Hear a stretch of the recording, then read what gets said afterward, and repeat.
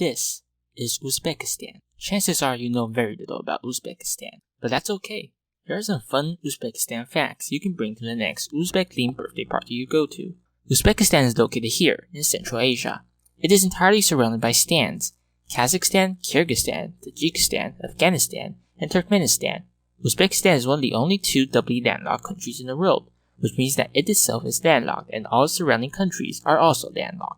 Uzbekistan boasts the highest population out of all the countries in Central Asia, with most of the population being Uzbeks. The language spoken by most is Uzbek, and the majority of the population follows Sunni Islam. Uzbekistan has had a long and rich history. The region of Uzbekistan and its surrounding lands used to be called Transoxiana, and for a long time, the Uzbek people didn't actually inhabit the region.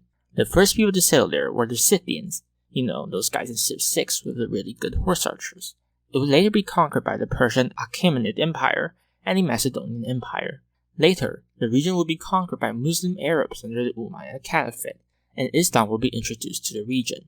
During the Islamic Golden Age, Uzbek cities would become important trading outposts on the Silk Road and grew to be extremely wealthy. Cities such as Samarkand and Bukhara would become centers of culture and art. Many notable scholars would be born in these cities, and many advancements in philosophy, science, arts, literature, and more would be made.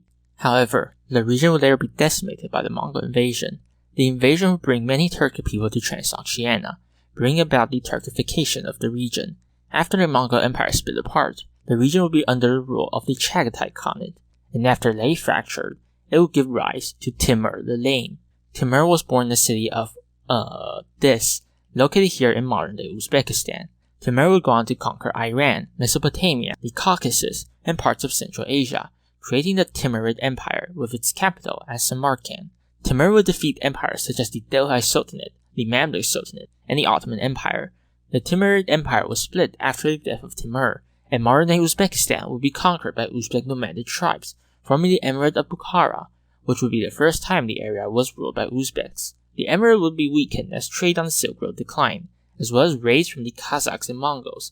They would then be swiftly conquered by the Russian Empire, and would remain part of Russia as it became the Soviet Union, where the Uzbek Soviet Socialist Republic and their modern borders would be established.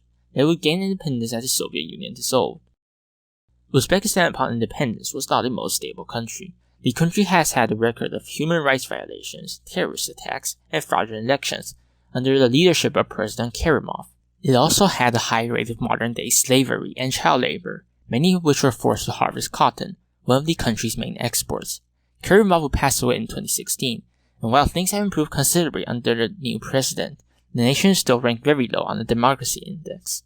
So, in a brief summary, Scythians, Persians, Macedonians, Arabs, Golden Age of Islam and rich Silk Road trading cities, Mongols, Timurids, Bukhara, Russian Empire, communism, and that brings us to today, a nation filled with history, the birthplace of conquerors and scholars, where Silk Road trading cities and Soviet architecture coexist. Thanks for watching.